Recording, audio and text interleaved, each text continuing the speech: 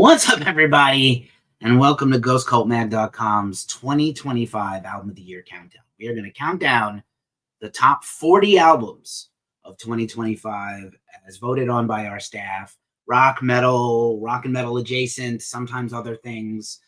I'm going to be joined by an esteemed crew of our staff, both current and former, and I'm really jazzed for this. We are going to have a swell time, and I'm a little bit more organized than I was at this time last year. So hopefully, even though I don't have my new ADHD meds yet, hopefully I will prevail.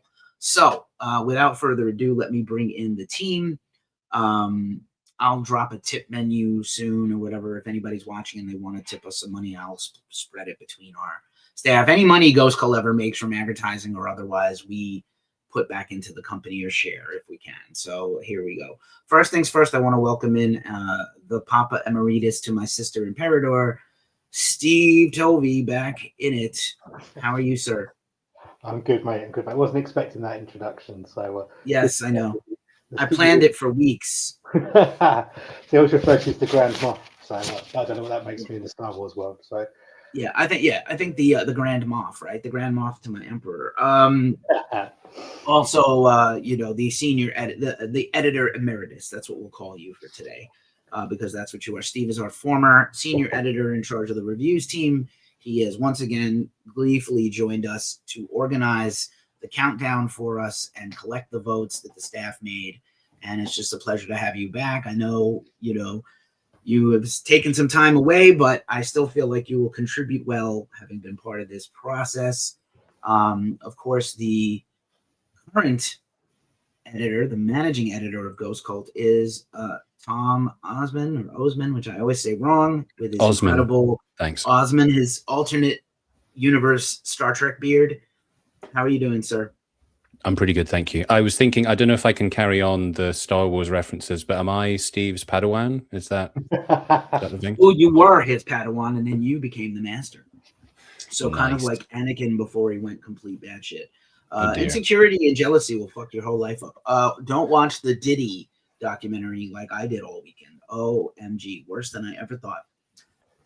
One of my oldest. Wild here, Tom. I think that at some point you've got to sabotage the site and just go off on some weird kind of slagging every band we like spree or something. Yes. Well, I know Will is here for that also. So Will and I might have something to say about Opeth later. Yeah. Oh well, they don't have a record till maybe next year. Susanne, how are you doing? The oldest Ghost Cultist, older than me even, I think. Or we came in around the same time. Not in terms of age, just in terms of tenure, yeah? No, not oldest. I'm I'm the oldest, but I meant the longest serving member of Ghost Cult. Suzanne is here from the magazine days. She's got a bottle of wine. Lovely to see you. Well, my friend. Only a glass. The bottle was only already half empty. The bottle's gone. Like I said, I was not sober last year at this time. I am sober. I was hoping to have my Ritalin, but I don't have it yet. Oh, well. Riddle in, riddle out. What are you going to do? Wil Cifer is here. Will has been just a master the last few years on a lot of reviews, probably the second most reviews on the site besides Gary Alcott. Will, how are you doing today? Good. How's it going? Great. Thank you for joining us after work on a Sunday. I appreciate you, sir.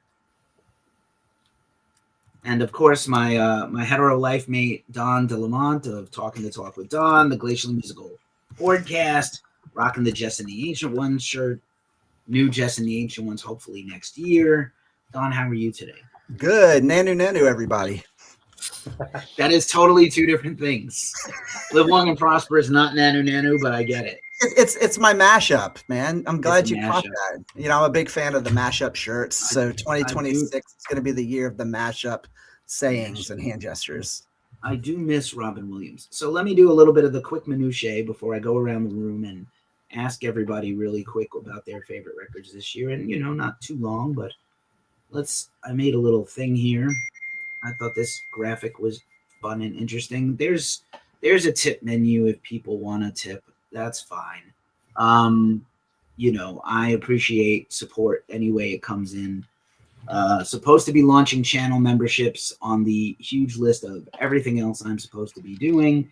Hey, Q is here, and John is here from Waterfront Comics. What is up? And Star Trek. I randomly love Star Trek, Star Wars, Battlestar Galactica, Space 1999, everything obscure and different. Looks like we got a nice little crowd watching here on the Tube View. Thanks everybody for being here. I will try to get to some comments as well as we go through the list. And we're still giving away tickets to see God Forbid in Brooklyn, but I'll plug that more tomorrow. There's our QR code, yada, yada. So let's do this. The Brady Bunch view. And hey, look at that. I feel like we're almost all. Are we all here? I think we're all here. Look at that. Look at that handsome crew. I feel like everybody is in, right? Okay. So, yeah. Let's go around the room. I mean, I know you've been kind of away from music, Steve, but did you have, favorite records this year, or like, did you rediscover some fun things while doing this voting process and culling the votes for us? Culling the votes. Or whipping the votes. Sorry. No, it's cool. It's been quite an interesting one, and I think I go through the cycle sometimes where even when you're involved with Ghost Cult, you kind of get used to listening to 40, 50 records a week. And I think I listened to about 40 or 50 records a year, which is good this year. But I got to give more time to each of them, which I think is something that I've missed. I think we can kind of get caught up in the conveyor belt when we're heavily in the reviews, particularly in the annual cycle of things. So it was quite handy. I haven't revisited too much of the stuff that's appeared on the list yet, but I've got a big to-do list to happen over Christmas of albums to check out. But yeah, for me, I won't go into my top favourites because they will appear later on the list, so I'll give some thoughts on those later on. But I just wanted to shout out a couple that won't be appearing in our top 40. Sorry to spoil it for those people that may be hanging on for these to come up later. But I went and saw Sabaton this week, so I want to say I really enjoyed their new record, Legend. Yes. First thing on Better Noise, and I thought they had I always loved every Sabaton, but the last two World War records perhaps weren't my favourites, and I think this is a real bright return to kind of bouncy fun of earlier Sabaton on Legend. So I know their stage show this week was just ridiculous. They had a big, massive castle, more fire than Satan's ass, it was just kind of ridiculous. So but loving my power metal this year, which is not necessarily great for my cred as a guy in a Death Doom band. So I'll shout out Oniraphagus with Revelations from the Void is my favourite underground record of the year. I don't know if I pronounced that right. I can never tell for the bands with the long Latin type names, but that's a good Doom Death record for my recommendation. And just two others that are probably the two albums I've listened to the most that aren't in the top list. I love the new Baby Metal album. I haven't been massively sold on them over the years. I like the singles, but the new one's ridiculous. I think Rat-a-tat-a-tat with Electric Callboy is my favourite song of the year. Love it. I can't stop playing it. And I want to give a shout out to Employed to Serve with Fallen Star, which I think is the album I have listened to the most this year.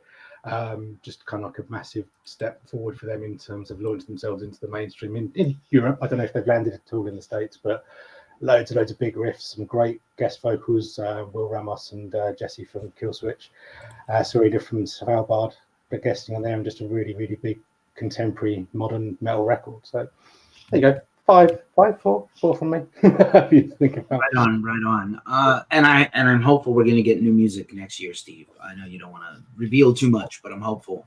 I'm hopeful.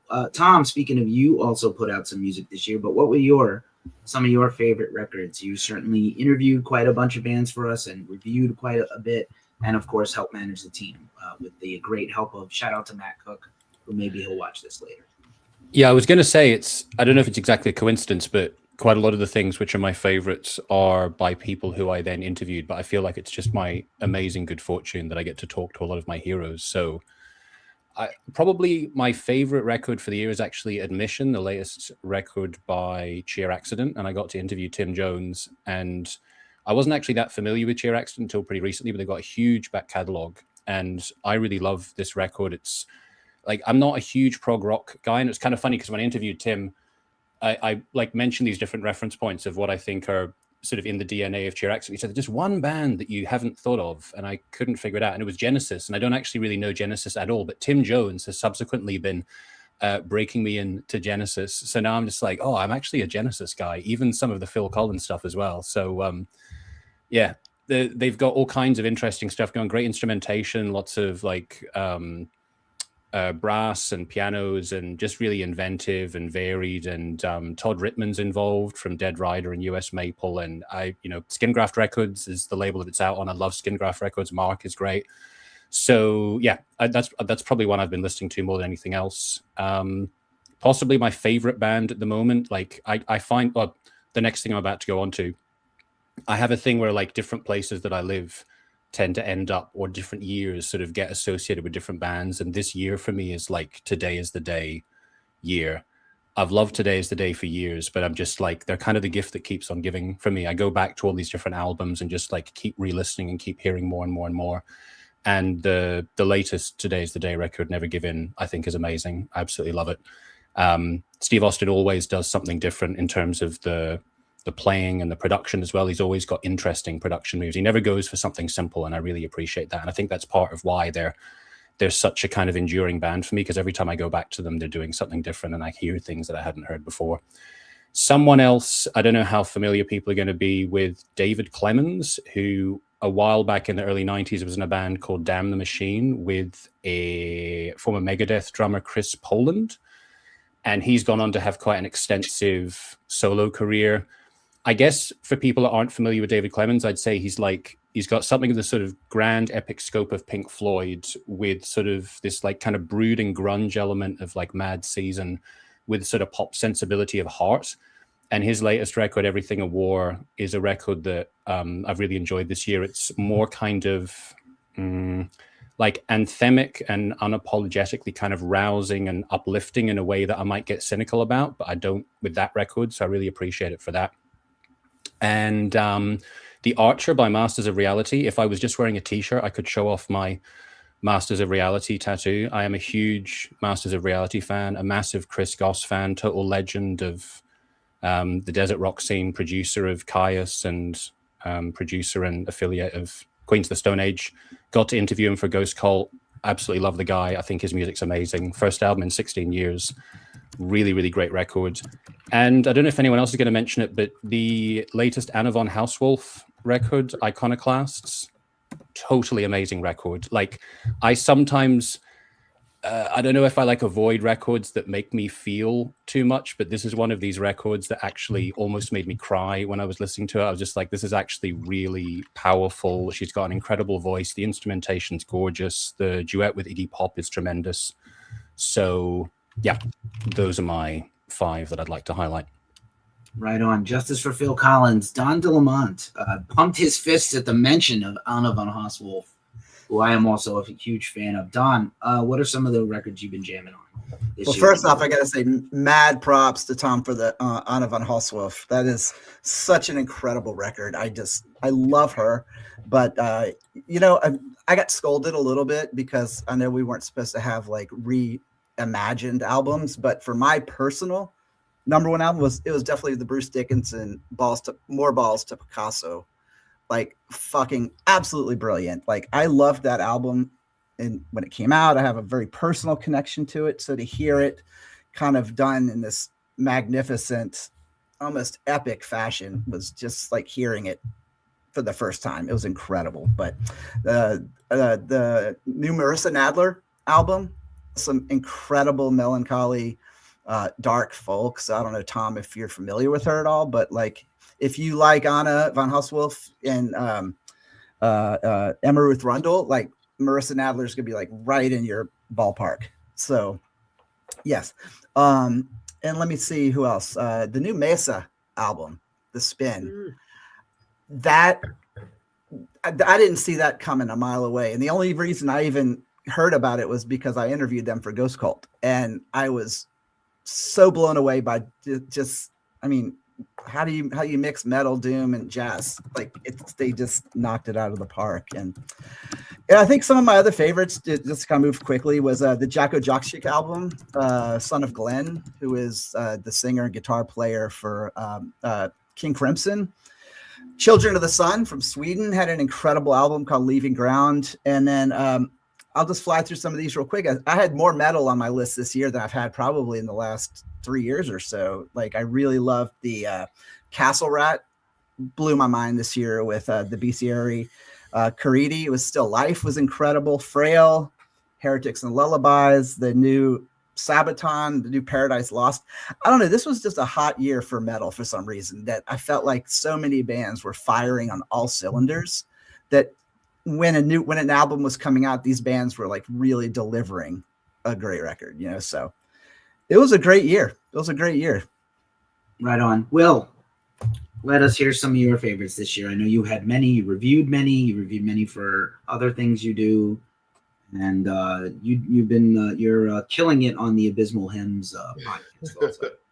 So I guess I'm going to bring up some albums that are kind of out of on the left field of here, and so stuff that's not on the list. And according to, so I don't use Spotify or streaming services, but I do use Last.fm to kind of keep track of my listening. And it said that the album I listened to the most was I played, and this is not just like song plays, this is how many times I played the album, was 222 times, was Ethel Cain's Willoughby Tucker, I Will Always Love You, which for some reason I got obsessed with this album. It is kind of like, so if you take like Marissa Nadler and that type of thing and add like the drone of the swans to it, but give it the sheen of a white trash Lana Del Rey, then you're headed in that direction.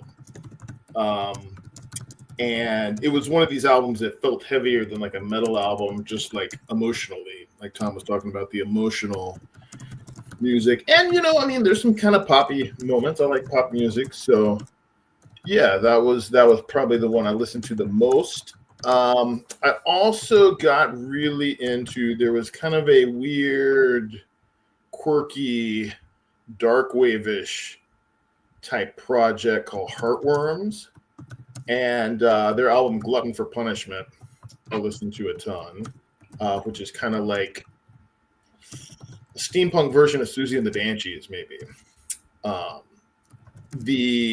know it's kind of, it hasn't come out yet, but I've been listening to it a lot. It's the new Health album.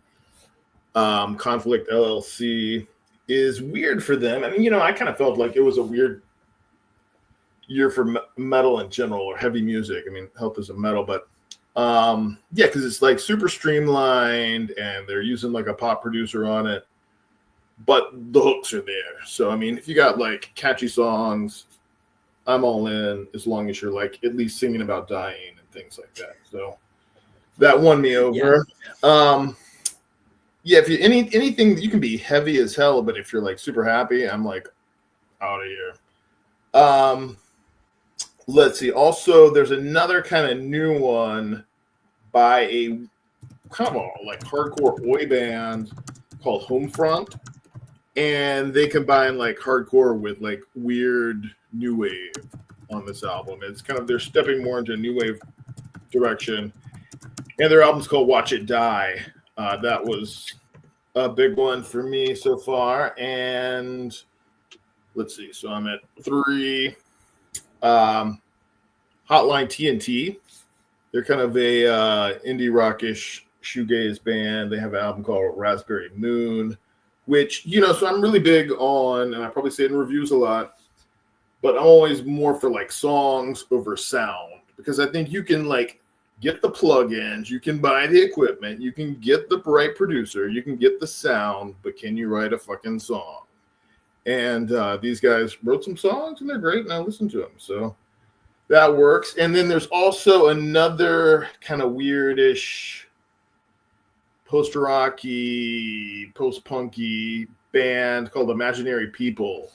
And they put out a really cool album called Alibi that is like if Muse wasn't trying to be Queen and we're really depressed and listened to Joy Division, then that's where that would find us.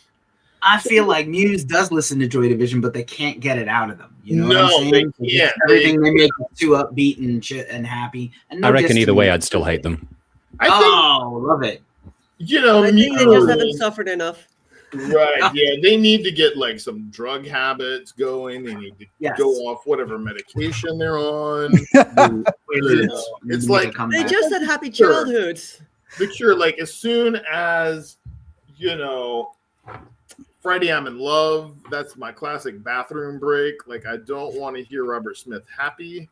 I don't want to hear Matt Bellamy happy. I mean, who wants to hear, like, think about it, Jeff Buckley happy? Really? Come on. We know that always ends at the bottom of a river, but it's okay. I'm not ready, man. I mean, his dad got into the sex funk, so maybe if Jeff Buckley had been around for longer, he would have had that too. Yeah, probably. Oh, yeah. I always think about, like, what would Jeff Buckley be doing right now? Would he be, like, playing Coachella with, like, Crying. Doja Cat? Would we have to hear that? No, we wouldn't. Fuck her. They've gone full Scott Walker. Suzanne. Some weird shit. Yeah, Suzanne, Right. give me We're doing some 5. bands. You said you had some underground, some mainstream. Oh whatever you yeah. were into. Well, my entire 20 album list is pretty left field. There's some of them that are coming up, and the one that I was most excited about this year has to be Igor, because it is pretty much everything in a blender, and somehow it works. And any person who can use a excavator in a recording by dropping it on a piano and make it sound good, you're fucking awesome. So that was one of my top ones. Listening to a lot of Perturbator as well. New album it's got a few low points, but it's generally fucking good. And I kind of want to throw up a couple of like smaller bands that I put on my list. One of them being Sarkator, which is strange for me because I'm usually not into trash. They're like super young band from Sweden. I saw them play with Hellripper, and I was like, how does this kid have the stage presence as if he's been on stage for 20 years, even though he's like 20 years old? And they put out an album this year, and it's still all trash. It's all songs, but every single song has like a different genre put through it, and there's no breaks on this album. It's really good. Also, kind of have to plug my locals, Noctambulist, who are they started off as a bit more of a old school doomy band with black metal influences, and the new album they released this year, The Droom, it is very shoegazy, reminds me a lot of Alcest, but somehow is both sadder, more melancholic, and more hazy in its layering. It's a very good listen if you like kind of the shoegazy, dark, dreamy stuff. It's very cool. And well, I'm gonna throw out my left field album, the new Grandson album, Inertia. He's not even metal, but this album is really metal or punk. It is just he's got a band, there's guitars, he's more like talk singing with a bit of screaminess to his voice, and it's just all anger. It is all topical and all pissed off, and I was very surprised by that because I was like, wait, what the hell? This is good. Wow. So right on. Fun fact, I saw Grandson, Youngblood, and MGK horrendously at the same music festival 4 years ago, and I was most impressed with Grandson, and then I kind of lost track of him until you brought him up recently. So I'm gonna dive back in and listen to that again. And that album MGK, it's very good because I thought like I found one song, I was like, well, maybe it's a one-hit wonder, but no, solid throughout. right on. We've got some folks joining on the Instagram. Scooter, what up? But yeah, okay. Awesome stuff from everybody. So now I'm going to go through the list, and I'm probably going to whiz through some of them. I'm going to do my own live stream with my top 20 in like a week, but I'll give some thoughts as I get along. We're going to kick it off. Don, please, whoever's typing too loud, please stop typing or mute yourself when you're typing because I can't hear it. It's like a pet peeve of mine. Sorry. I also Suzanne just gave herself away. Did you see? She was like, oh, that's yeah. My bad. It's fine. It's usually Don, but it's okay. I know. That's why I had the hands up. I was like, it's not me. Sorry, everybody. We usually do, by the way, like stay tuned to Ghost Cult socials, especially Instagram, because we usually do like a little staff spotlight as well as guests who make their end of year posts too. So that's all coming. Stay tuned if you guys want to be, just email me or DM me and send me your list. I'm sure I was CC'd on all the ones to Steve, but my inbox is insane. Anyways, kicking off the 40 countdown, 40 to 1. Kind of a mild surprise. It's a great record, but I was like super stoked is that SUMAC and Moor Mother, the film. This is like an experimental record. I've seen SUMAC many times, sort of former members of the band ISIS and other things, and Botch and Russian Circles, and Moor Mother, who's incredible. And I saw Moor Mother solo and with Godflash at Roadburn 2018 with Susanne. And it's really, really, I highly recommend it. It's a little out of the box for both of them. It is truly a collaborative record. It's it's on the avant-garde side, but it's doomy plus. I don't really know how else to explain it. Coming in at 39, Lorna Shore, who I feel has been like the little girl with the curl, the it girl. I feel the ever black festering within me. A little surprised that it wasn't higher, but we have kind of a little less death metal focused staff these days than we used to. I think they've taken this progressive deathcore about as far as it can go. And I used to remember Maynard from Tool was like, after Tool got famous, people would come up to him in LA and be like, do the thing. And he's like, what thing? The scream thing you do. And I feel like Will Ramos from Lorna Shore is starting to like become the thing. Like this ungodly, deep guttural vocals are great sounding, but like they're a great band. Bands were doing what they're doing a long time before them. They're just doing it the best right now.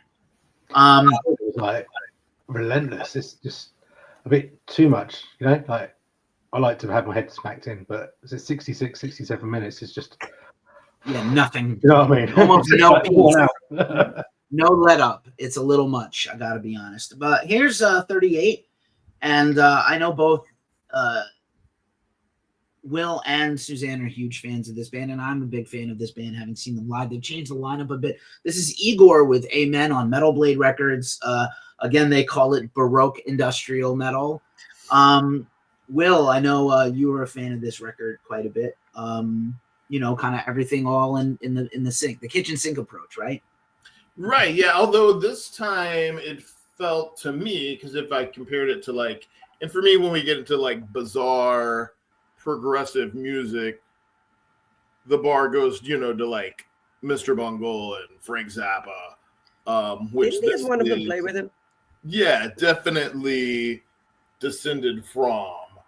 But they used a little less of the glitchy electronics, and it seemed to be a little more straightforward at times, although they brought in the classical elements and that type of thing. But I think it was and this is a stereotypical review thing to say, but they matured on this album, it feels. And the songs feel more, there's less of that kind of spastic funhouse jerking to it.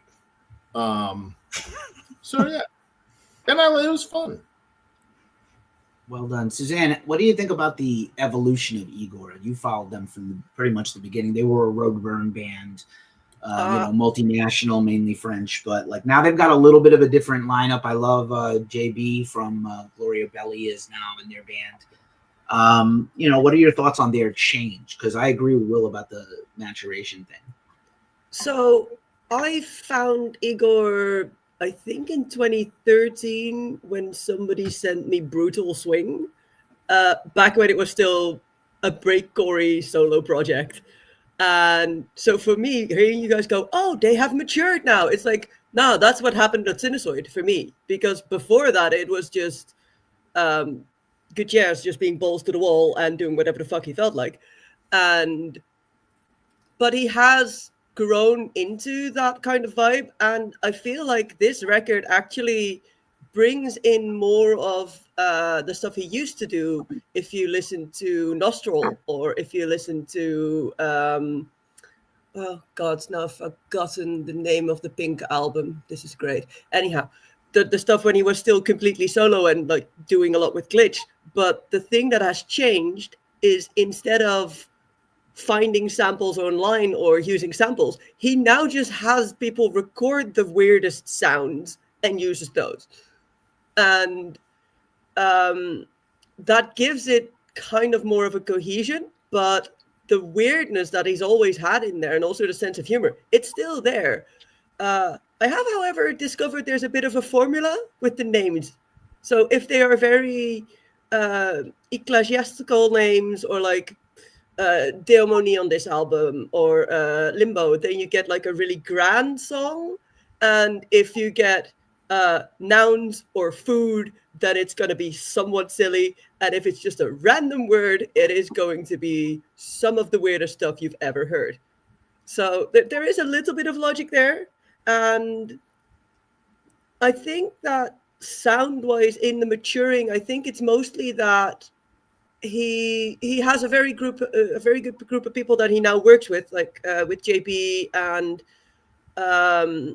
with like the drummer he has is incredible. It's just insane, and his guitarist as well. But it's also that everything is now recorded in the same setting, so it all has the same sound ambience. Let's put it that way.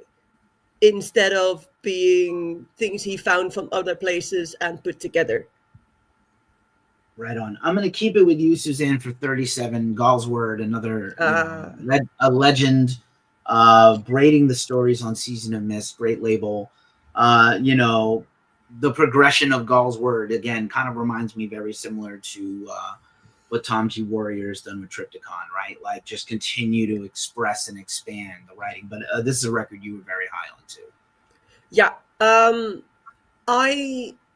I love that they themselves also said this is not a black metal album.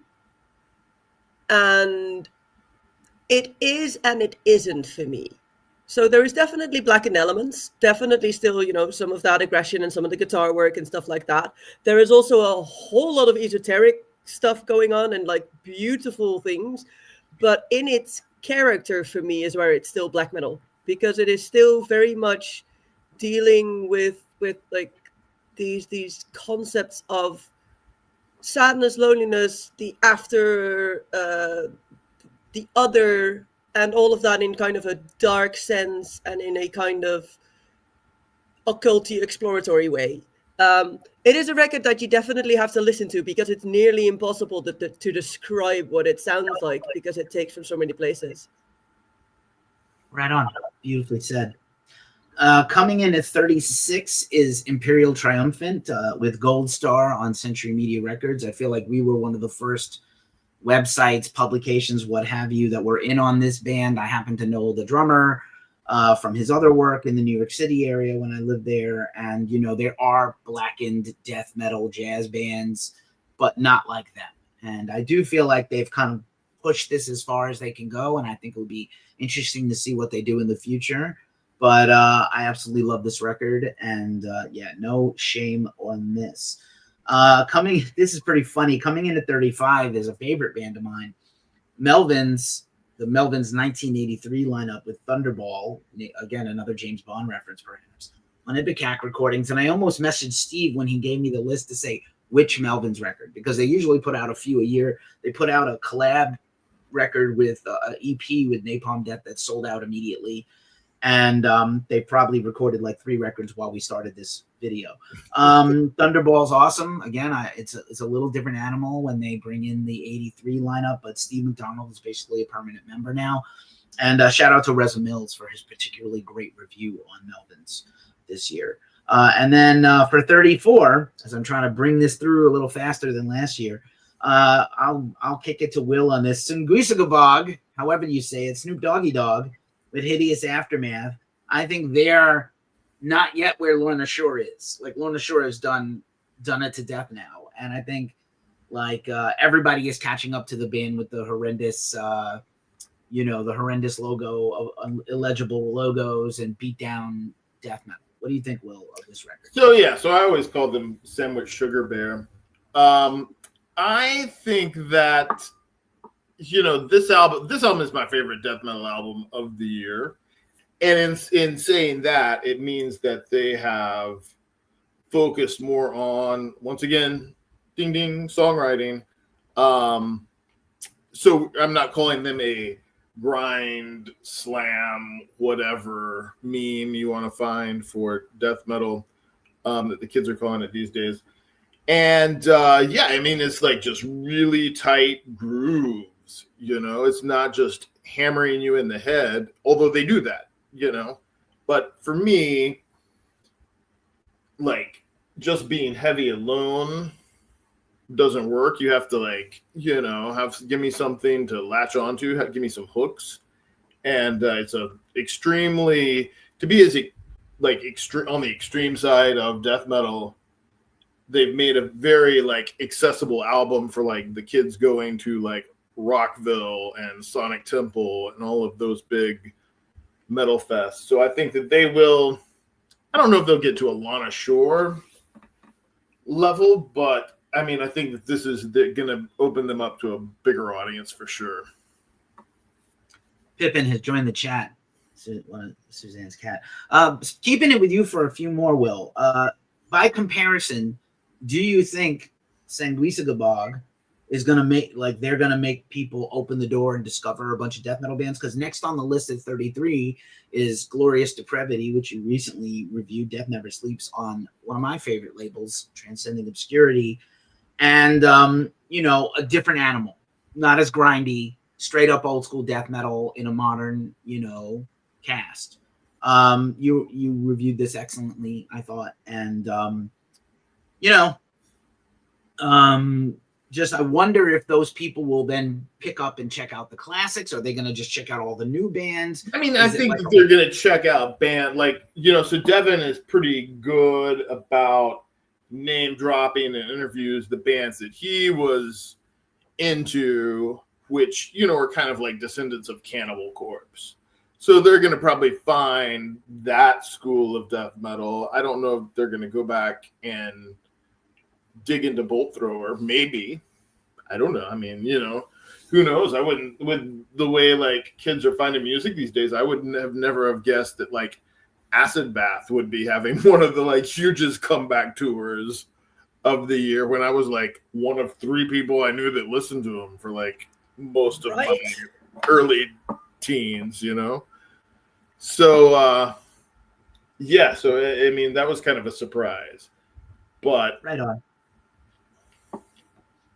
Yeah, right on, man. I feel like I miss Trevor Stenod from Black Dahlia Murder, who did so much work in uplifting like very obscure underground bands. And I don't know if anybody else has really filled that void, but maybe Devin is going to be that guy. I don't know. I mean, the guys in Jeff Heaven do it too. They definitely talk about bands like Weakling and stuff like that, Right on. Another Will one. I'm going to kind of zip through the next few before we start spending more time on these. 32 has Hangman's Chair, Sediction, Nuclear Blast Records. Not a band that I particularly vibe with, but I respect what they do. And I know they're kind of like a bigger cult band in Europe than here in the States. But, excellent record nonetheless, even if it's not my jam. I can appreciate it. At 31, we have Callous Dowboys. I Don't Want to See You in Heaven on Monarch Heavy. Honestly, I like their last record much more than this one, but I understand like what they're trying to do also. Sort of the next generation, more diverse spirit box, more, trying to be equally weird as I Wrestled the Bear Once, who I also loved prior to Spirit Box. I just think I like the last record more personally, Celebrity Therapist, but this one is good. Again, probably not a band for most of us on this call. And then 30, this is a really good one, rounding out the 30s, 30 to 40 down to 30. Beast, Colossal on Century Media, phenomenal old school death metal band. Steve and I used to talk all the time about like along a certain timeline, as much as bands try to go technical and progressive and everything, most bands are just meat and potatoes, as we say here in the States, solid at death metal.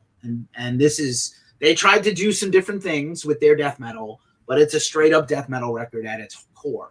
And I think that's why this record kind of resonated with me. Very, very strong. And then maybe one last one where I zip through these and then we'll slow down a little bit more for the 20s. 29 is Peeling Flesh, kind of the more underrated band in this sort of genre. I basically slam death metal, but other things, other flavors come in there. Peeling Flesh, Radio 2 or PF Radio 2 on the very unsung Unique Leader Records. And they sample in hip hop. They've got like very good grooves, but they're definitely more of a modern band. So it's really fun to me that there's quite a bit of death metal in our list this year, even though we don't have, we have a few. I think next year we'll be a little stronger on the team in terms of like the straight up, I only like death metal people. Yeah, Peeling Flesh, I was pleasantly surprised to see pop up in the top 40. And now I'm gonna slow it back down a little bit. 28 is Vows, and this is a record I love personally. I'll fill your house with an army out of line music. Will is a fan of this band, as am I. Tell me what you love about this Vows record, because I have so many things I could say. So it kind of, reminded me, it took me back to like the 90s, and kind of at first I thought they were like going off into like a new metal direction, but then it gets darker and gloomier, and so that's when I got on board. As soon as everybody gets depressed, you're having a bad time, come on, here we go. I knew that was coming.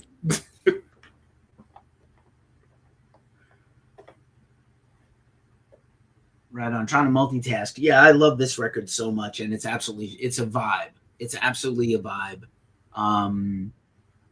A total vibe for me, that record. 27 the record I personally have very high this year, but of course I'm biased. Biohazard from my hometown of New York City, Brooklyn, New York's own. Divided We Fall comeback record, classic lineup. We kind of broke the news that they were reuniting. We're friendly with the band. They've always been very fair and nice to us. They did what they needed to do. Let's make a record that sounds like 95 in 2025. And I loved every second of it. I think you mispronounced it. You didn't say Bio Motherfucking Hazard. You can't say no. Well, I'm trying to not get us banned off of YouTube, but I hear you. Keefy, I do have to echo that was an album that came out that reminded me that I was a Biohazard fan, because I hadn't listened to them in years. And then all of a sudden it came out and I was like, oh shit, this is like 95 again. Like exactly what you were just talking about. Yeah, I'm really thrilled that they, if other bands can do this, it'd be nice. I'm not so keyed into nostalgia. I agree. Nostalgia is a very powerful drug for music fans. And on that note, at 26, Steve, we have Machine Head with Unatoned, which is the sequel to the 2022 album of the year. I know Steve, as am I, huge Machine Head fan. What did you get a chance to hear this record yet, Steve?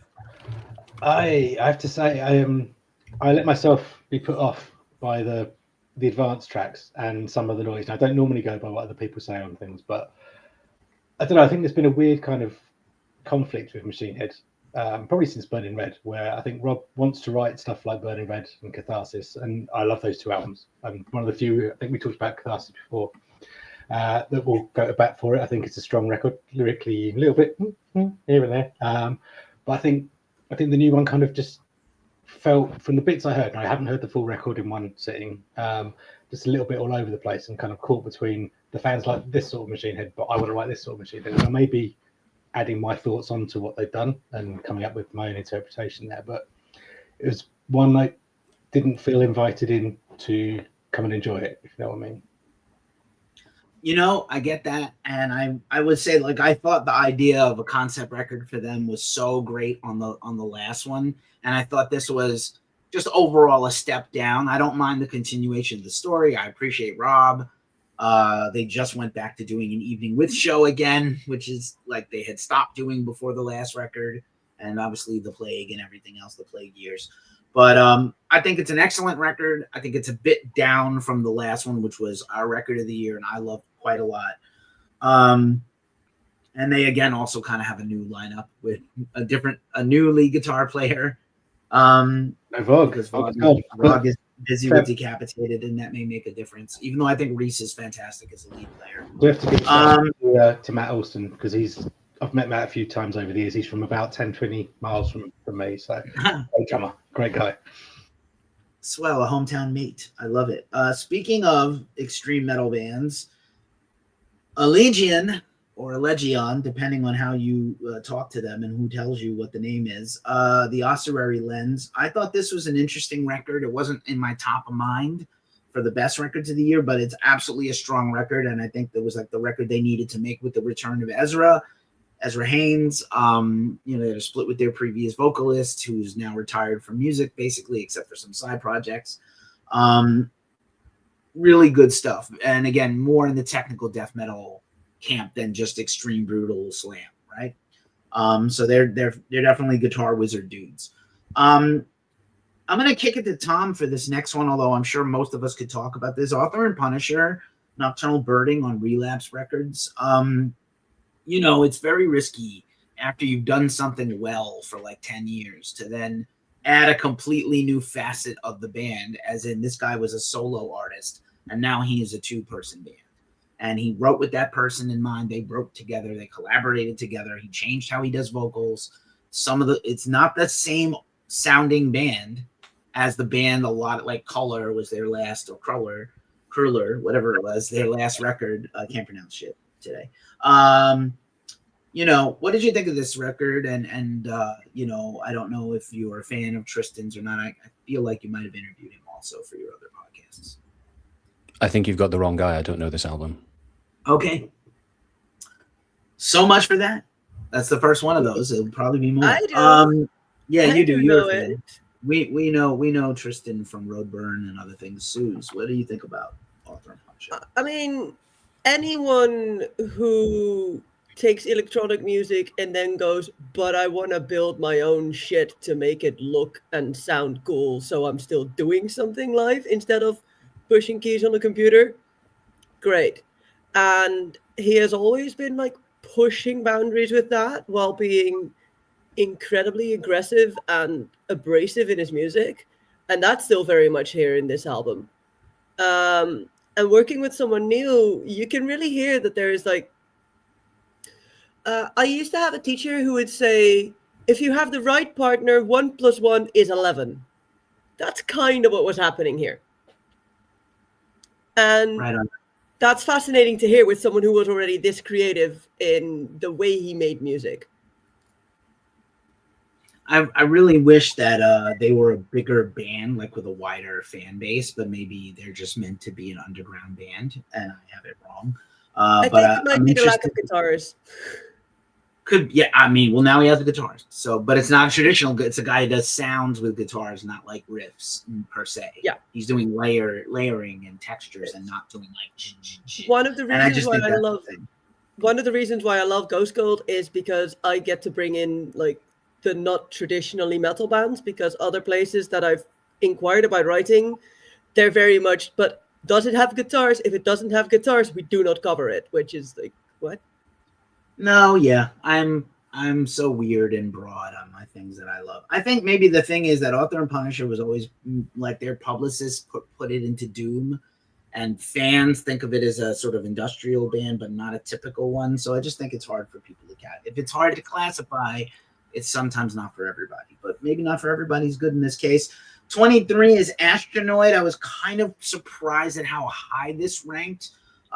Star God on 3 Dot Recordings. This is Misha Mansour's label for Periphery, and it's always sort of progressive, whittly metal. But I did one good listen through of this, and I liked it. They're moving away from their early dream thrash, is what they called it. It's like dream pop and thrash, which is a very strange combination. But they're great musicians. I don't think I would listen to this or buy this on vinyl to have it, but like it's a very good record in terms of what it's made to be. And then here's one I know you can do, Tom, and I'm not going to try to pronounce this album title. I will. Haskapel, on Jordan's Blood och grep on Nervous. I believe it's Jordan's Blood och ogravens grip. Oh, thanks so much, because I couldn't fucking say that. And death That's metal, what I was folk, gonna and heavy say. metal. Norwegian What or he said. Swedish? A bit of both, from what I remember. So he's Oraclet is the main guy, and now I might be getting this wrong, but he lives basically right on the border, and I think it's between Sweden and Norway, but I hope I'm not messing that up. But I was so happy when I saw that this was on the list. I interviewed him for my podcast, whatever comes next, way back at the start of the year, and I reviewed this for Ghost Call. I love this album. I think it's tremendous. And a little bit to Susanne's point about Gal earlier on, it's black metal, but it's not totally black metal. It's got death metal elements. It's got heavy metal elements as well to it. And also to Will's point earlier, I think the songwriting on this is tremendous, but I also think that the sound is great. Like, it's just so rich and satisfying. It somehow manages not to it doesn't go into the really lo-fi black metal style. Not that I'm saying there's anything wrong with that, but it's really well produced and rich without sounding too shiny and overproduced. He's also got an amazing voice. And this is where I'm going to say the thing which is my opinion and not representing the opinions of other people that write at Ghost Cult, but it does things for me that Opeth just can't do. I used to be a really big Opeth fan, and to me, when I listen to this, I'm like, oh, this is like My Arms, Your Hearse, or something like that. It's got that grit to it, and whatever, it's other people's thing, but I really didn't like Ghost Reveries, and I didn't like that Water Park record either, or whatever it was, Waterfalls. But this, I think, is great. It convinces me. It's dark, it's brooding, it's powerful. I love it. So I'm very happy it's on the list. Nice work. Tom, I'm going to keep it with you for a second, because next on the list at 21 is Today is the Day, Never Given, on the rejuvenated Supernova Records. I just also want to say, like, wouldn't it be something if, like, Steve Austin has produced many major metal bands as well as his own, had this completely remarkable career, and then he makes like an outlaw country record? Wouldn't it be something if that record, when it finally comes out, is like loved universally? It'd be insane. But what a great record. I mean, I'm just so proud of him, and so proud of what he's fought through and accomplished to make this record. It's brilliant. I think he's amazing.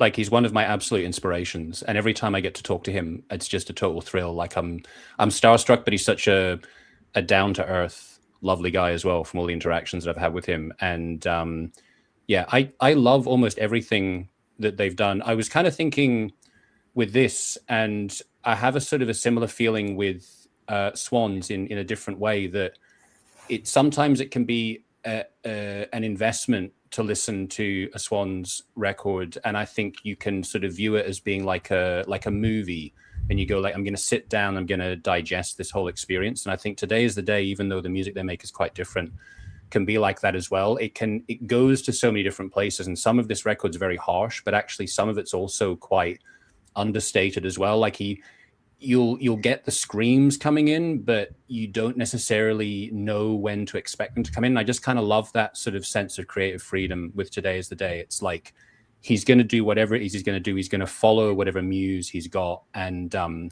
like I was saying at the beginning, I just think that I can always come back to Today is the Day. And I reckon in 5-10 years time, I'm going to come back to this album and I'm going to still discover new things about it. So yeah, I love this one. Right on.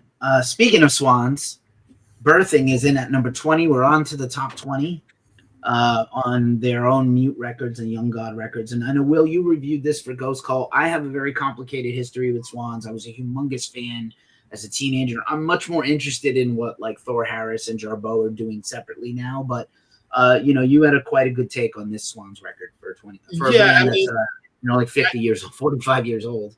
I can definitely relate where like the Jarboe years are my favorite. And I was glad that they came back and started making new music after that. I wasn't necessarily happy that it was for the hippies at Bonnaroo. And so there was a little bit of jamming. And I remember going to the Sear tour, and I was next to people in Birkenstocks and thinking, well, things have changed in this world. And, I am glad that, once again, I don't think Michael Gira was ever on any medication, but I'm certainly glad he did not succumb to it or become any more chipper with age. So it's, back in a darker direction. And he's not like howling like a preacher like he was at some point in time on like Sear. So yes, I mean, I'm pretty easy to please with these guys. I mean, you give me a good drone, you make it dark, get depressed, smoke some weed, I'm good. Fair enough. Fair game. I'm not sure if Michael Gira ever smoked a joint in his life, but yeah, probably he needs never. to. He probably needs. I can see with Angels of Light that he might have. You I know, would like to see. I mean, he Michael did cover some Steve Winwood. Somebody was smoking a joint in that studio at that time. Not him. But Yeah. Also, I'd Will, given the Preston good joint, why haven't you been at Roburn yet, or have you? I need to. Because it's I was gonna go one of the Chelsea Wolf years, but I think she'll be back. She's kind of a fan favorite. So. Yeah. So I need to show up. One of our newest ghost cultists is here in the comments on YouTube. Thanks, Robbie, for being here. He covered Agnostic Front last night, which I love that Agnostic Front record. Oh, nice. Going over to Dawn, keeping it with you, Dawn. Marissa Nadler, New Radiations on Sacred Bones record, one of my favorite records of the year, is one of yours. I know Dawn is probably a little biased because he knows Marissa and she worked on his new album with him. But I'm on with you, Dawn, about why this record rules. Let's chop it up about this a bit. Oh yeah, I mean, so if anyone on the panel knows Marissa Nadler as far as her music, it was just her. I mean, every album has just been brilliant, one after the other. But for some reason, this one kind of went full circle back to around, I don't know, like a little bit before July, maybe even like Little Hells or something like that, where it was just very stripped down, very organic, just guitar voice with very little instrumentation going to it. So it was definitely a rootsy album for her. And it was exciting because I feel like sometimes if a band goes too far back or an artist does, it sounds like they're running out of ideas. But I feel like what she did is that she kept progressing to a point where she kind of took it back so that she wouldn't forget where she had actually started coming from in the first place. And so that's actually a really cool thing. She's got a very extensive US tour coming up. She just finished in Europe, I think 2 days ago, maybe, or something like that. So she was over there for probably about a month and a half or so. So she did some great shows out there. Looking forward to the tour. She always puts on a great show, but the album is definitely like a perfect, like 2 a.m. type of album. You know, if I'm up late and I'm writing, it's amazing. I'll be writing an article about, I don't know, like doing something about Carcass, and then I'm listening to Marissa Nadler as I'm writing because it's just such a change of focus. But absolutely incredible. It always comes back to Carcass and Foreigner. Carcass and Foreigner. Yeah. Coming in at 19 is Wake, The Return of Magic on Relapse Records. This was a record, another one of the early. I always feel like the first 3 months are a blur, and those records tend to get forgotten when it comes to stuff like this exercise of this vote and countdown. But Tom got to interview them for us, which I was really thrilled about. Tom, give me some thoughts on that record, because I know you had to spend some time with it for that album interview. So I've got this thing that I lapse back into quite a long, where I'm a bit of a broken record, where I sort of go that my favorite apocalyptic record is Through Silver and Blood by Neurosis. And I particularly love Eon, this track near the end of the album. And this record by Wake, particularly the mouthful of a track, Distant Constellation, and the psychedelic Incarceration, taps into that vibe. For me, the first time I heard this record, just instantly in the first track, I thought, oh, I'm going to love this. And they've got this really powerful, dark, ominous tone. They've got these amazing different guitar parts that are swirling through the record. That particular track that I mentioned has got this spoken word monologue by one of the members of Black Oak, Arkansas. And there's a whole story behind how that came about. And yeah, it's just like a really enveloping, dark, psychedelic. It's just totally my thing. And it's got screaming in it, but it's got great guitars. And I don't, it's not even really a but it's, it's really kind of mind warping. I think like one of the first things I noticed, and I said to them as well, was whenever I see magic with a K, I know there's going to be something cool and mysterious and esoteric going on. So yeah, they seem like really, really nice people and really kind of interesting existence that they have. And another one of these cases where they hadn't released a record for ages, all kinds of stuff going on in their lives in between, and they just come back out of the blue seemingly with a really amazing record. So yeah, I'm also really pleased that this one got some love, because like Keefy says, that it came out relatively long ago in terms of the year, so it's cool that people remember it. Right on. And I think they are one of the, Steve and I used to talk about like who are the quintessential ghost cult typical type of bands, even just the classically ghost cult when we were more avant-garde focused, and Wake is one of those bands. And they came from a scene that also has that had Kylisa and early Baroness when they were more sludgy, and a few, US Christmas is a band I'm a huge fan of that I would love to see come back. And Wake was gone for a long time. So I think this is really cool. I think there's a documentary about them on YouTube if people want to dive in deeper. 17 on the list is a band, again, similar to Wake and similar to Kylisa and these other bands I thought would never come back as an active band more than just occasionally for festivals, is Dead Guy. Near-Death Travel Services on Relapse Records, kind of like the underground metalcore that's not poppy, swoopy-haired, ripping off Iron Maiden, but also like really good hardcore and also noise rock. So really a great band. Phenomenal comeback for them by playing their classic records at festivals and things like that, and touring a little. And I know Don knows the band a little bit also here, but because we were talking about that offline. But I just wanted to say that Dead Guy reunion was a reunion that nobody knew they needed. Like, it was just so incredible. It's like one day I just woke up and like they were signed again. And I like messaged, I was like, what the hell just happened? He's like, oh man, we're hitting the road. I was just like, that's incredible. Great fucking record though. Great album. Right on. I appreciate that. Moving on to number 16, and I'm going to kick it to you, Susanne, for this. Der Weg einer Freiheit Innern on another Season of Mist record. Unshockingly makes the list. This is a really, like, for them, I thought this was a mark of change for them, right? Because their other records this is a slightly different animal, right?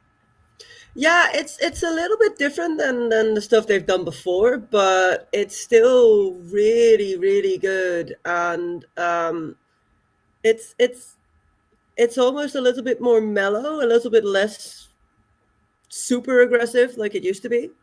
And they've always had these elements, but it's a great record. There were like 2 or 3 moments where I was like, oh, that's a bit of a sudden break, and then we suddenly go somewhere else. But other than that, I just listened to it the whole way through, and I am not surprised that it's yet another Seasons band, because they do tend to love these sorts of black metal bands, and they're an incredible live band as well. I'm very sad that I had a conflict when they were playing locally, because otherwise I definitely would have covered them. But I also had some other bands that I'm a little bit closer to personally play the same day. It was a day with 3 shows in a small town. But great record. I feel like they've started to mix in a little bit of post-black elements, even though it's still got the teeth. Because one of the things that happens very often when black metal bands go post-black is you start losing that danger sense. And for me, if black metal does not have that sense of foreboding anymore, or that sense of the things that go bump in the night, the things that make the hairs in the back of your neck stand up when you walk in the forest alone at night, if that's gone, that's kind of when they lose me. And they've managed to mix it in such a degree that there is still enough of that threat in there. All right. Very well said.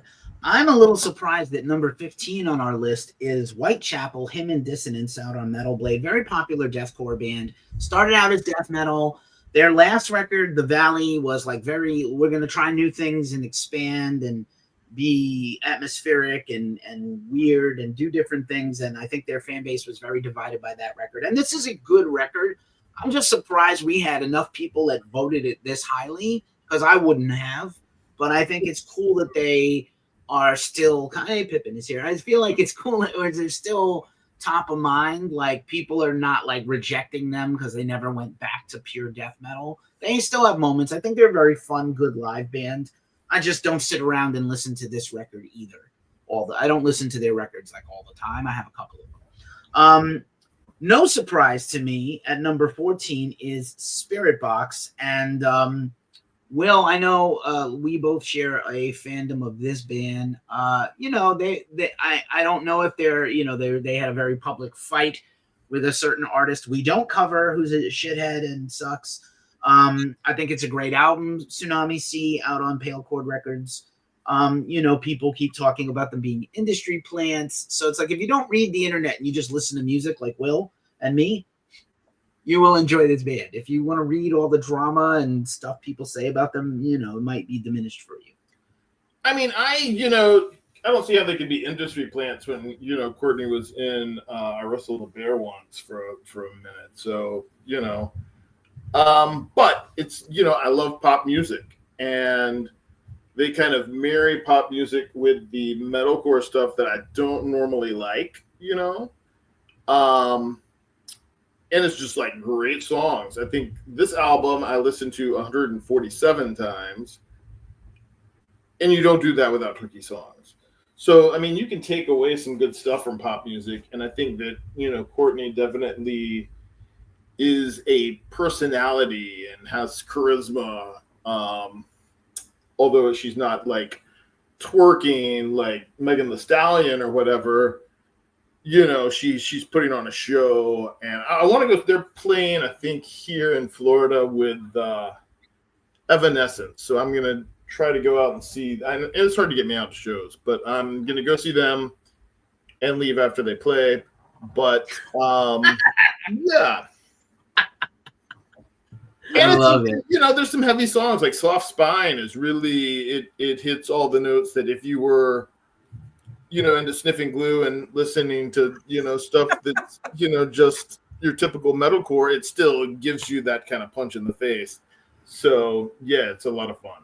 Soft Spine is the level of petty that 50 Cent is with the Diddy documentary, and I'm here for all of it. So fucking petty. And yeah, we hate that guy. Anyway, hey, Don, I'm going to kick it back to you. Don is our resident. Hey, Don. Don is our resident guy here for occult rock and D&D metal, for lack of a better vernacular. And so Castle Rat, the Bestiary, I'm not surprised. This is a band that's been kind of bubbling under for a while. They're from New York. They're incredible live. And I think they finally made the record that captures the live vibes. But Don and I are both very high on this band and this record. I mean, like a woman riding a sword, a woman riding a unicorn. Oh, watch that, dude. Careful. A woman riding a unicorn with a sword on the front cover with a wizard behind her. Don't get cancelled. Don't get cancelled, Keith. Yeah. I know. I'm always at risk of being canceled. Don, tell me about the Bestiary and Castle Rat. Oh my God, that is an album that I did not see coming. I remember getting briefly introduced to Castle Rat a few years ago and just being like, like I kind of thought it was almost kind of like a poor man's Savage Master kind of thing. But man, something about this album, they just hit and they hit hard. Like I could not stop listening to it. And I'm a huge fan of that kind of cheesy epic metal. You know, I grew up listening to that. I kind of missed the boat on extreme metal with the exception, or with a few exceptions like Morbid Angel or Carcass. So I kind of feel dusted when we start talking about the heavier bands, but it makes me want to go back and listen to them. But with Castle Rat, it sounded like a piece of my childhood, actually. And so it was really a time warp back to a time where, you know, that metal just was like epic and storytelling and almost kind of take you away, you know, from everything. So it's just a fantastic album. The vocals are absolutely phenomenal. The guitar playing, the twin harmonies. I mean, you know, if you like metal, I mean, you should like this album. That's pretty easy. Yeah, I feel like Dio would have liked Castle Rat as a band. Like he would be a fan of that. Oh, they would have been like a support act without a doubt. They owe him so much. And and you know what? I think they're original enough. I think that's the problem with some of those bands that are trying to do what they're doing, is they're not original enough. And I think that they are. I'm gonna keep it with me I'm gonna keep it 100 and keep it with me for number 12. 9 Inch Nails, the Tron Eras soundtrack. We haven't had a lot of soundtracks historically in the countdown. It is the first soundtrack that Trent and Atticus have made that they felt good about putting the 9 Inch Nails name on, and it works. That's the whole thing. It's a 9 Inch Nails album set to this movie. I love the movie. I love Tron, the franchise. I'm the one that loved it. even though Jared Leto is a weirdo and not cool. But yeah, what a great soundtrack. I love this thing. I listened to this thing a bajillion times this year. One of my most listened to records, one of my most listened to things, according to Spotify and otherwise. And it makes the movie better because of the soundtrack under it. Like if anyone did see the movie or will see the movie, I think it's on Disney Plus now. So yeah, highly recommend this. And I'm here for more of it. And I said, like, 9 Inch Nails, for what it's worth, the Rock and Roll Hall of Fame doesn't matter that much to me except to complain about it on my shows. But I feel like it's possible that Trent and Atticus may get in the Rock and Roll Hall of Fame as composers separate from 9 Inch Nails, which I think would be really sweet. Number 11 on the list, I'm going to give it back to Steve because he's been a longtime fan. We joke about this band on our podcast, Dawn. Paradise Lost at number 11 with Ascension. I had a really great interview with old Nick and talking about this record and what his goals were for the record. You just saw them live, and so what a killer record this is. And I know I joke with them that they're like 38 years as a band with like 37 records. It's not that many, but like that's the joke. Steve, Paradise Lost, nice to see them here on the list after years and years, right? Yeah. And I have a, listening wise, as a fan, I guess you'd call it a complicated past and history of Paradise Lost. And I think overall they're one of the bands, like the bands I've been in, including current band, they're one of the underlying influences that we'll always have, like Gothic, Shades of God, Icon in particular, really, really kind of core albums for me. Like as a teenager, going from your Metallicas and your Maidens into your underground music, the brilliant gateway band. Shades of God was a huge record for me in terms of that, discovering death metal, discovering horrible music. But I haven't always been a fan of everything that came in between.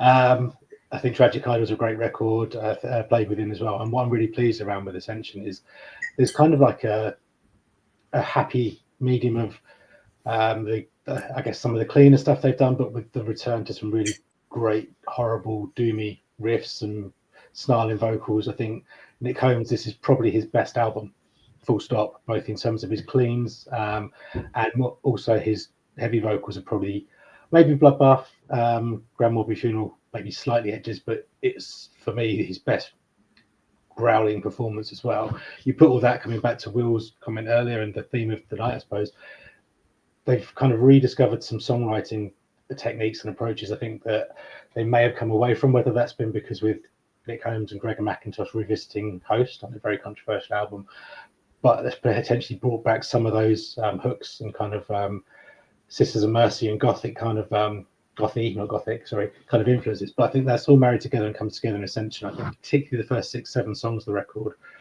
so fantastic, and it's really good to see them kind of, like I say, this deep into their career, still having something kind of something to say and something new they can add to their sound, where you think they've kind of probably covered everything that was going to come before. And the final bit on it, there's some absolutely iconic Gregor McIntosh Wah Wah leads that hark back to kind of Icon era, and it's just kind of like the cherry and the icing on top for me with that.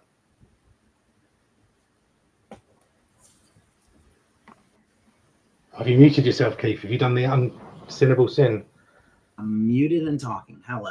I feel like Paradise Lost will never overcome the Small Town Boy Bronski Beat cover that I love, by the way, but like they won't ever recover from it. Some of their like diehard old school fans hate that shit. Into the top 10, and no surprise, one of the most controversial bands of the year of metal right now, of heavy music right now, is Sleep Token and their record Even in Arcadia. I love this record. Will's a fan. What do you think the overall draw?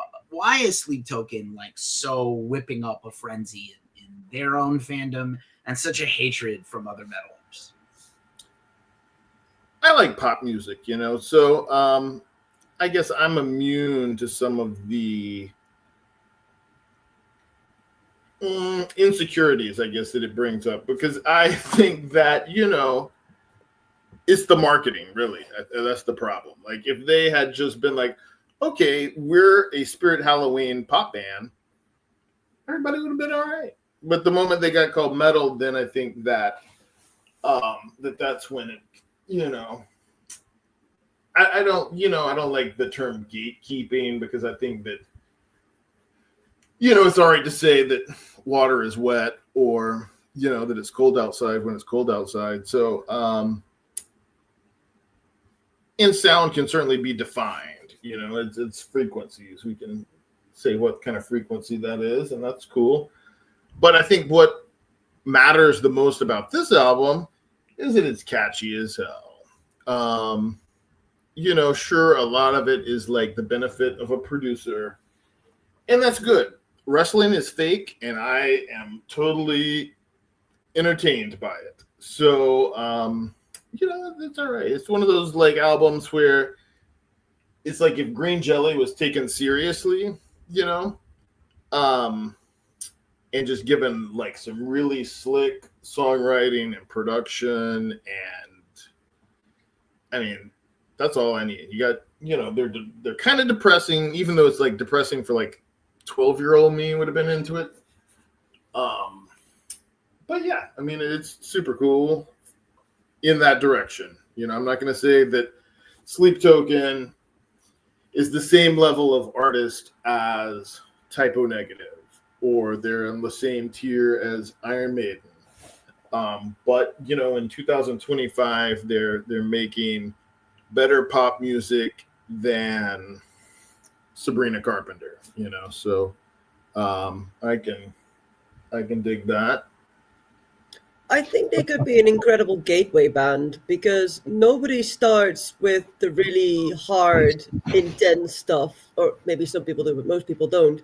You usually listen to something like Sleep Token, or Typo was kind of a gateway band as well, since you mentioned them, but like bands that are a little bit closer to pop but have some heavier elements. And as a community and as a scene, we need to stop ragging on the gateway bands, because we need them, because otherwise we're gonna die out. And I think part I want to put across for this, and there is a lot of pop on the record. I agree with you, Will. I think if they were marketed as a pop band with metal bits rather than a metal band or whichever, then maybe it lands differently. But that's not to take away some of the dynamics of the songwriting, like the tracks 1, 2, and the last two songs, so the first two and the last two, the bookends.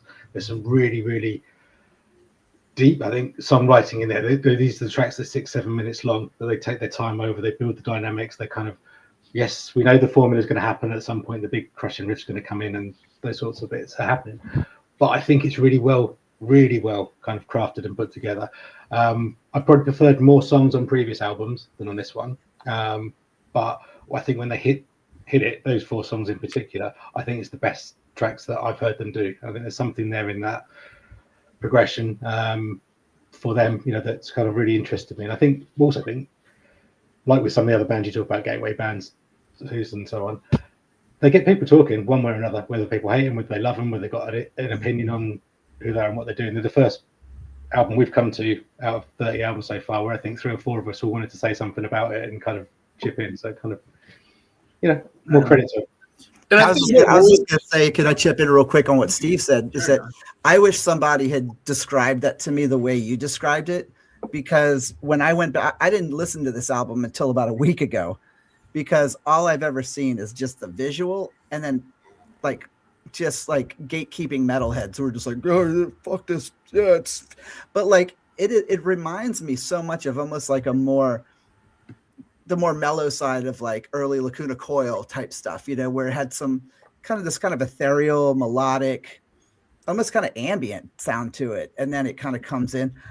I enjoyed this album more than I thought I was going to do. And so it's made me want to remember that when I'm talking about music to other people who don't necessarily listen to the type of music I listen to not be so closed in about it, to be a little broad, especially with, like Susanne said, like we don't want to start shutting people out of this genre of music or anything, but we can totally explain it or express it in a way that we might not talk about it with each other, to kind of open other people, you know, to go in and listen to it. So great job, both of you guys, actually, for reminding me that. Almost unbeknownst to me, Author and Punisher had like popped into the chat for a second right after we talked about them, but I didn't miss it. Damn it. I'm going to talk about the next record a little bit myself, which is Acacia Strain, You Are Safe from God Here on Rise Records, long-running, consistent band, kind of started out as deathcore, hardcore, death metal now. And even now doing kind of like even a weird avant-garde death doom, kind of similar to what Fit for an Autopsy also kind of went into this vein in a really great way. This is the highest the Acacia Strain has ever placed on our end-of-year list, considering we have like a contingent of Bostonians from when I lived there, and I also was like an early fan of the band. I mean, it might be their best record, and they've put out like, I don't know if you count up all the releases, EPs, singles, and stuff the last 5 or 6, 7 years. It's like their like 9th release in 3 or 4 years, and it is their best record, maybe ever, or one of them. It's pretty. I was very partial to Wormwood also, but it's pretty incredible. I'm really proud of them for what they accomplished, and it's just such a strong record. Like I feel like even the arms folded, gatekeepery death metal people would love this record now. There are doom metal fans that will be like, there's some death doom in here that I can get with. So I'm really thrilled that this made it up as high as 9, and highly recommend everybody check this out. And then for number 7, kind of no surprise, maybe not quite the highest they've ever been on our list, but yet another album, yet another year, yet another top 10 record for Testament, Parabellum, easily to me the best thrash record of the year on Nuclear Blast Records, longtime label for them, Nuclear Blast. Basically since the band reunited and came back to being a recording entity in 2007. I think this is their 5th record in 15 years. They tour a lot. They have a new drummer who I know for a long time, going back to New England, Chris Dovas, who used to be in Seven Spires, the Game of Thrones progressive metal band, and they let their like death metal and black metal influences fly alongside of their thrash. And I absolutely love this record. I'm really, got to interview Chuck Billy for it, and just a banger from top to bottom. And there's a mid-album song that is like absolutely nothing they have ever done. I don't even think any thrash metal band has ever, like, it's not even a fade to black type of thing. It's beyond that in terms of like what they accomplished as songwriters. So really cool to see them continue to kind of show up and dot our lists year after year. Coming up at number 7, and another quintessential ghost cult band that I always associate with the late and great Paul Quinn, is Primitive Man. Observance out on Relapse Records. Tom, I know, is a fan of this. I'm going to kick it to you, Tom, to talk about Primitive Man for a second. I always joke that they're the heaviest band on earth, and you can't really, it's not like an argument you can make that they are or aren't, but I always say they are, and they certainly backed it up on this record. But they're doing, I think they themselves were cognizant of kind of mixing it up a little more dynamically for the first time ever. Yeah, definitely. I think they back it up, but they also add new dimensions to it. And like this topic of what the heaviest music is, for me, I tend to go back to Cop by Swans. That's generally like my benchmark for the most brutally crushing heavy music. And in terms of music that's being made at the moment, then yeah, I tend to defer to Primitive Man. Like I was sort of thinking about it before we had this call, and I was thinking, in terms of sort of psychotic metal intensity, Full of Hell are also up there, but in a very different way. But when it comes to just the sort of crushing, punishing, brutalizing, slow, deathly sound, Primitive Man are pretty hard to beat. But one of the things that I think is really cool in this record is there's actually kind of beauty in there, which is a surprising thing to say about Primitive Man. I even as well, when I was, I got to interview Ethan McCarthy, and we bonded on our shared love of Today Is the Day and noise in metal. But I was taking notes on various aspects of the album, and I wrote a note that on the second track, Devotion, I wrote, the drums come in so exquisitely at around the minute mark, it's almost sexy. And I reread that today, and I thought it was funny that I remarked that something about Primitive Man was sexy, because they're not generally really a band that you would call sexy. But yeah, this record's great. Like I would probably say that for people that maybe if they're not familiar with the band, or if they found them a bit impenetrable before, this is like a good entry point, but not in the sense that they've sort of mellowed out. They've just added different dimensions. It's atmospheric. They've got some really great videos as well that are worth checking out. So you get the visual side as well as the music. But yeah, again, I'm another one of these ones where I'm really pleased that it's this high up the list. I'd be curious to know who it was, apart from me, that voted for this. But I can it's guess. great. Yay! Yeah, super cool. Thank you for that, Yeah, Tom. I had it on my list as well. Yeah, and I'm sure like I can think of a few other people that might have had it. I will just to recap because the private chat has been getting at me. Sleep Token 10, The Acacia Strain 9, Testament 8, Primitive Man 7. I apologize for those following at home, and I am thankful for everybody watching. We've got a very nice steady stream of people watching this, and I'm thankful. Mojo's Army is here. We hung out last night in person at a show, and yep. We did have Author and Punisher and Wolverine Kills also, friends. It's all right. It's 7A and 7B. We don't have to be conformist about this. Yeah, you know, like I'm Velvet Hammer, hands off, very soft. Try to be laissez-faire. Number 6 on the list. We're down to the top 6. I promise you this is going to go as quickly as we can. Don, let's talk about a band we share a deep love of. We already talked a lot about Mesa. They are going to come back to the States. Metal Blade is one of those labels that will give you some tour support, even if you're international. Man, what a beautifully layered, incredible album. And, you know, I'm so thrilled. This is, again, a band that, like, we were founded on, like, certain unwritten principles of supporting the underground. And this is truly a band that came originally from nowhere and was so good regionally that Metal Blade found out about them. You know, like whoever's doing, you know, whoever's spying for them out in Europe was like, this is a band you need to like. I know we don't have a lot of bands that sound like this, but we need to have this band. I mean, Keefy, you know how I am as far as what I love. You know, I'm a big occult rock, big psych rock fan, and you know, not so much. And it's when they start to like marry these styles that it can either be really interesting or can totally just go off the rails and not be very good. Like the minute I heard The Dress off of this album, I was like, I just heard probably one of my top 5 albums of the year. And this was a while ago.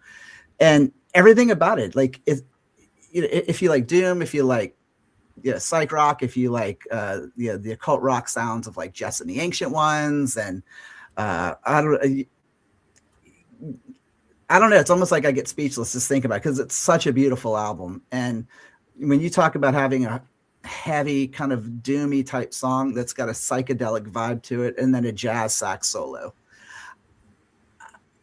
I mean, sign me up, man. I'm all about this album. And I'm actually very surprised it got it made it this high in the list. I'm like, I'd like to know who all like this one as well.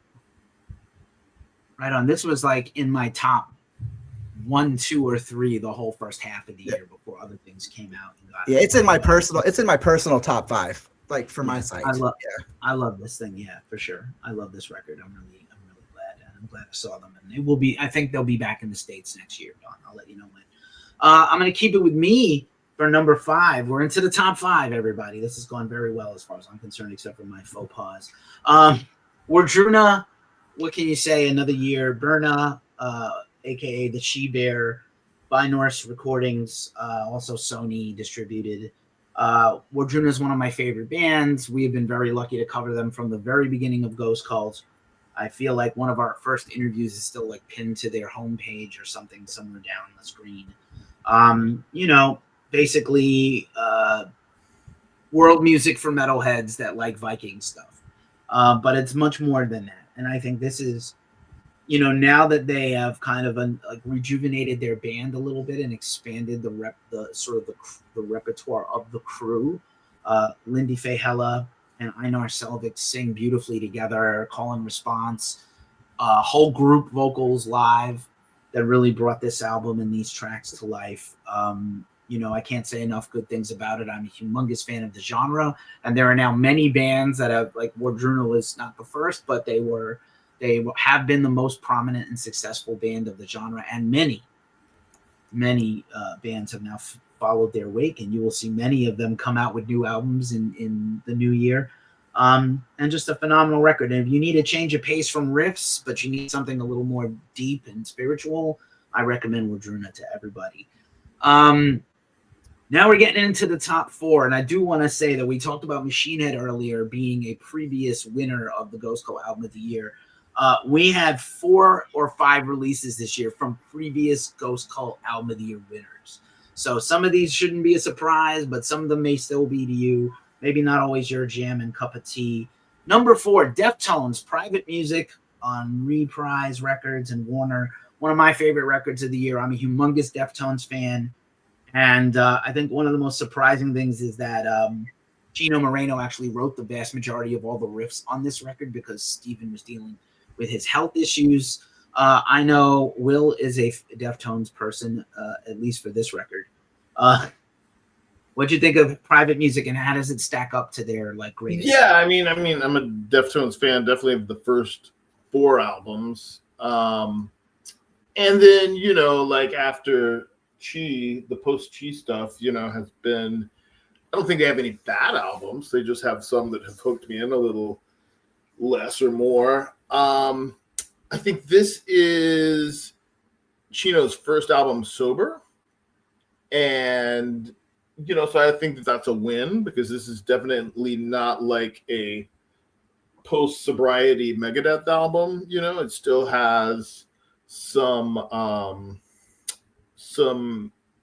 it's not dark, but it has some hook to it. And it gets a little more into some aggressive styles that they've kind of, they almost became like a trip hop band. They were kind of veering into like a Portishead territory for a while. And I don't know, I think they're kind of back in, because they're so influential on a lot of bands that have been like last year's number 1, Knock Loose, those guys, and all of that kind of more melodic metalcore scene has been influenced by Deftones. Bands like Bad Omens, Sleep Token, all those guys are certainly into Deftones because the way that they blend the atmosphere with the kind of groovy metal. So yeah, I think it's, great songwriting. They're obviously old pros, so they're not going to put out bad stuff. Right on. I'm totally backing you on the post-Chi stuff, which I do still love, and rest in power to Chi Cheng. They definitely changed the band after he passed. I don't think we're ever going to get that Eros album, maybe while the band is functioning. Number 3, I'll talk a little bit about this one myself. Death Heaven, Lonely People with Power, out on Roadrunner, their first album for Roadrunner. They are a Bay Area band. I have been into this band for a very long time. I remember flying from the West Coast on a trip back to Boston. Home for me at the time was Boston, and I flew in to see them at their first ever headline show at the Sonia, which has now been open a long time in Boston. And, this is a record, they were teasing it with billboards around my town. And, I know that they were very also similar to Sleep Token. Are they really black metal adjacent? For a long time, they were derided by extreme metal fans. You're not really metal and this and this and that. But realistically, putting together kind of like the Slow Dive, My Bloody Valentine, Noise Drone with black metal, legit black metal passages. I think this is, they don't have a bad record. They're not trying to do Sunbather 2. They never have.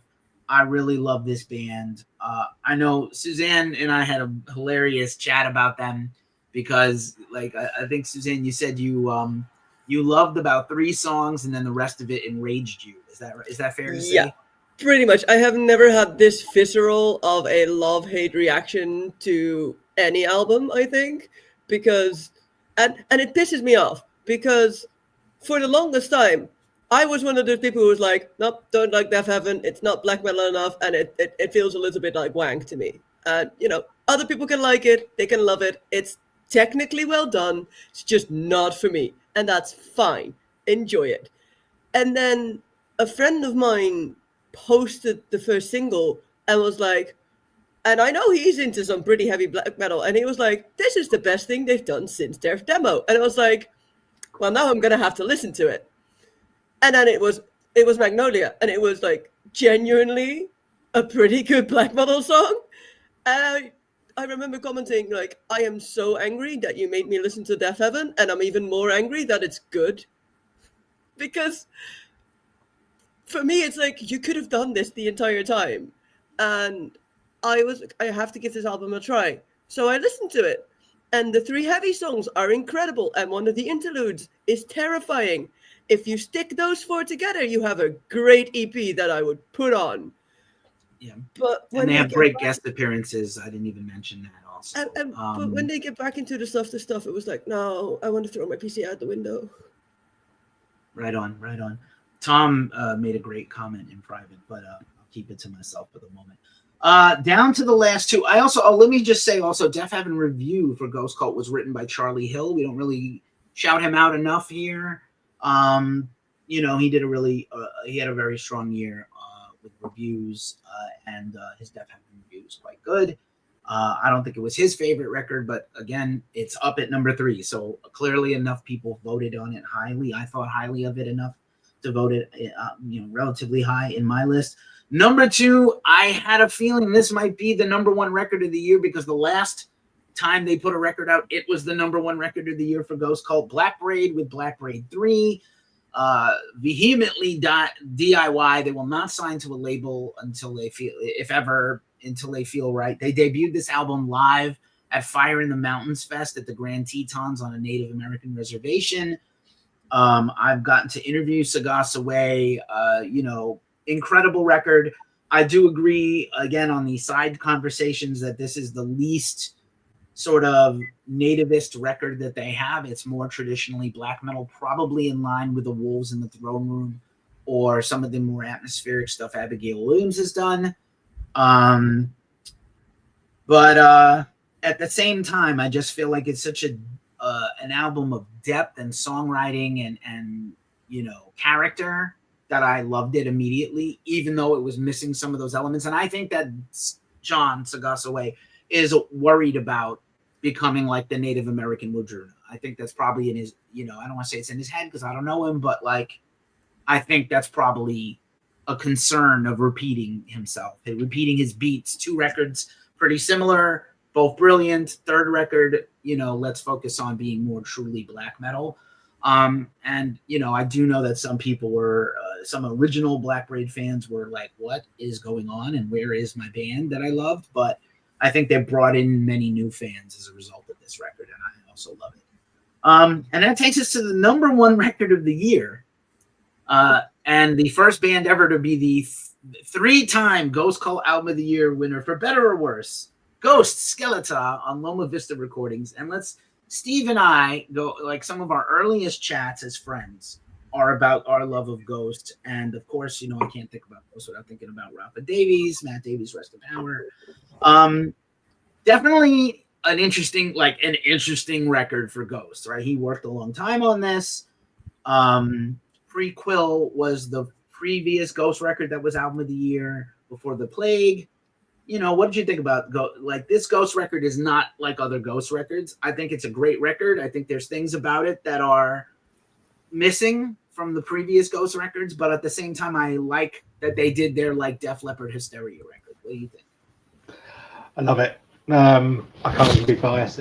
Biased my word. I can't even be objective about it.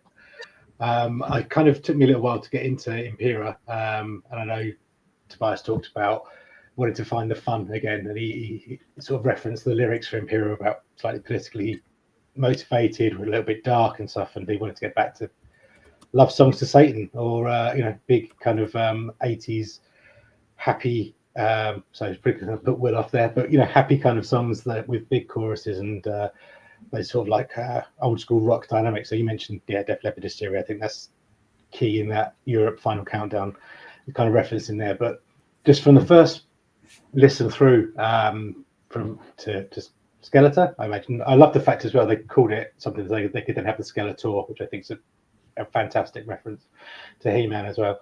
But I don't know, I just it's just big, unashamed, 10 great rock songs.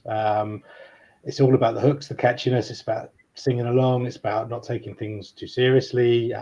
there's a lot more kind of, I haven't said that, a lot more songs I suppose about love and kind of, you know, those things, not just love rockets. And it's got its tongue back in its cheek again, which I really like with Ghost, which I think that's when they're at their best. It isn't as deep. It doesn't have quite the same Merciful Fate influence as some of the previous records or those sorts of bits, but it's just brilliant songs. Just makes me really happy every time I listen to it. So this joined prequel is one of the albums that either lifts me up when I'm not feeling particularly great, or just mentally stratospheric. What's the word? Is stratospheric when I'm already up. Just love it all the way through. And for us, in terms of, it was the album the most number of people voted for, and the most people had as their top choice as well. So it was quite a deserving winner in that respect. I think it kind of touched the hearts and the blackened souls of quite a few of us here. So. I think all three, and again, we have a vastly different staff than when we first covered the band in 2012 and 2013. We were the first English language anything to have an interview ultimately with Tobias, and you know, I'm proud of that. I think we have a radically different crew today than we did 10 years ago and 13 years ago. And so they've won like 3 times. I don't think it was ever that close. Certainly not Meliora wasn't close either at all. And that's my favorite Ghost record beside the first one, right? So, you know, what can you say? They win going away. Some of the lyrics on the record are pretty bad to me, but still overall hella catchy, heavy when it needs to be. You know, yes, their marketing stuff is all, you know, thought out. He had, I don't know if anybody has ever seen this. I'll say one last thing. He kind of predicted he was going to do this. Like, this is the arc of Ghost, is going to go a certain way where we're going to get more and more catchy and commercial as time goes on. And I don't know that he could have anticipated that they'd become this big. Maybe he never thought they would be this big. I think it would be fun if they turned around next record and made like a very heavy doom metal record. I doubt he would, but I think it'd be fun. And yeah, unsurprising that Ghost is number one. It could have been any one of those 3 or 4 bands, Black Braid, Deaf Heaven, Deftones. Any one of them could have been high up. I didn't think there would be like a Knock Loose band that would be any higher. But again, nice to see Primitive Man, Acacia Strain, Wardruna all up high. Great job. I was going to say that nice to see. I think that's something for me with Ghost is when we first started covering, they were playing really small venues, like, you know, a couple of hundred people in the UK, and to see them now doing like big arenas, you know, like huge. I remember seeing them at Roper. Yeah. I remember seeing them at Roper. I think it was either 2011 or 2012, like one of my first years, and it was like, oh, this is going to go somewhere. Yeah, saw them support Alice in Chains, like, and that's quite an odd thing to think about now. Like, kind of 2012, I think it was, and you just see where they are from there. To just like being, I don't know, I suppose one of the first bands, probably other than Sleep Token, in our world that have got that big in the last 10-15 years. You know, it's kind of quite. Yeah.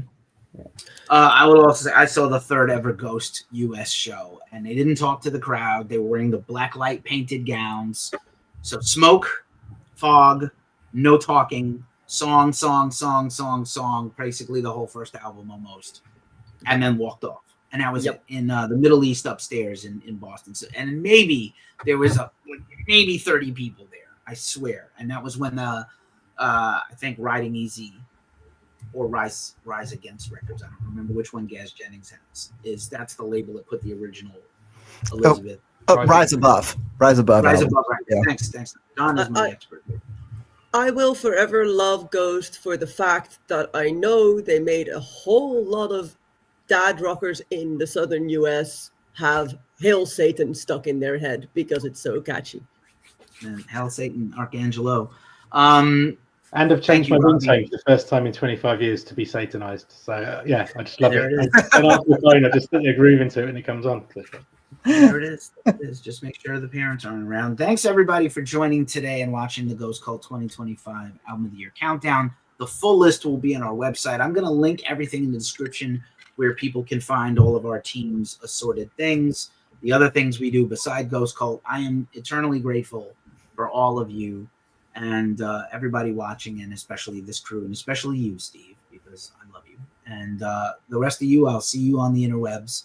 And more to come. We got a banger month lined up with more. We still have concerts and festival reviews. Suzanne's going to go cover Eindhoven Metal Meeting next weekend. So a lot of stuff. Keep it tuned to Ghost Cult, especially here on YouTube. I'll see you guys soon. Peace. Thanks, everybody. Happy holidays. A good end of the year. Hail Satan.